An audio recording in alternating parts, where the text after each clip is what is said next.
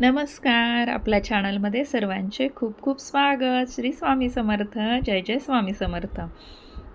ज्येष्ठ महिन्यातील पौर्णिमा म्हणजेच वटपौर्णिमा आपल्या पतीला उदंड आयुष्य मिळावे आणि 7 जन्मी हाच पती लाभावा यासाठी सुवासिनी महिला हे व्रत करतात.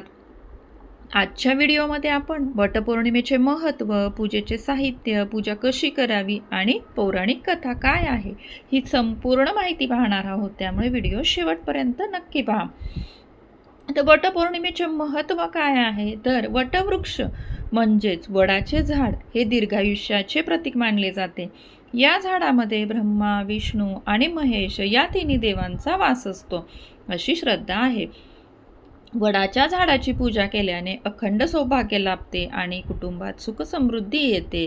हे झाड 24 तास ऑक्सिजन देते, त्यामुळे या व्रताला पर्यावरणीय महत्त्वही खूप मोठे आहे. आता पूजेचे साहित्य काय आहे?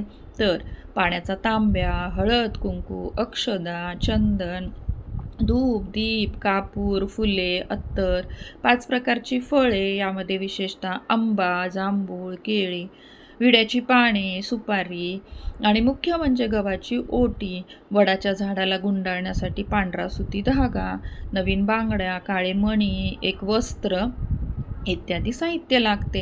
आता पूजा कशी करायची? तर वटपौर्णिमेच्या दिवशी सकाळी लवकर उठून स्नान करावे, त्यानंतर पारंपरिक वेशभूषा करावी, पूजेच्या ताटामध्ये आत्ता सांगितलेलं सर्व साहित्य घ्यावे, त्यानंतर वडाच्या झाडाला जावे, वडाच्या झाडाला सर्वप्रथम मनोभावे नमस्कार करावा, त्यानंतर झाडाच्या मुळापाशी थोडे पाणी अर्पण करावे, त्यानंतर झाडाला हळद, कुंकू, चंदन लावावे, अक्षदा आणि फुले व्हावीत, त्यानंतर धूपदीप लावावा, तसेच वडाच्या झाडाची ओटी भरावी, त्या ठिकाणी विड्याची पाने अर्पण करावीत, 5 प्रकारची फळे ठेवावीत आणि वडाच्या झाडाला मनोभावे नमस्कार करावा. त्यानंतर जो आपण धागा आणलेला आहे, पांढरा धागा, तो घ्यायचा हातामध्ये आणि वडाच्या झाडाला त्या सुती धाग्याने 7 फेरे मारायचे, म्हणजेच प्रदक्षिणा घालायच्या.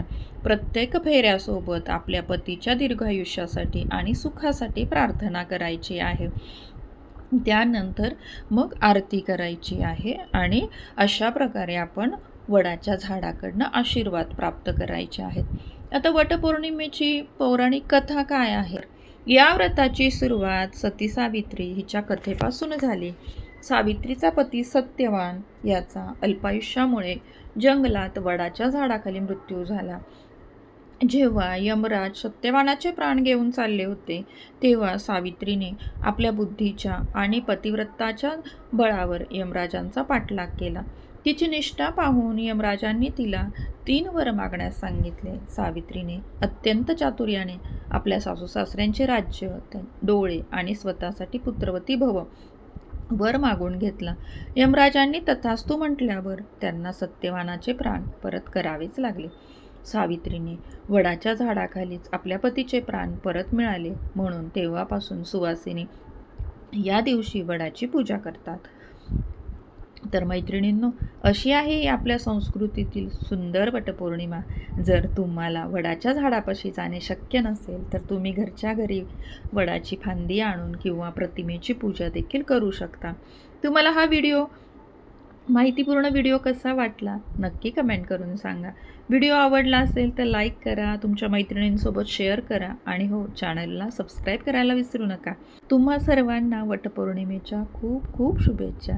भेटूया पुढच्या व्हिडिओमध्ये. तोपर्यंत धन्यवाद.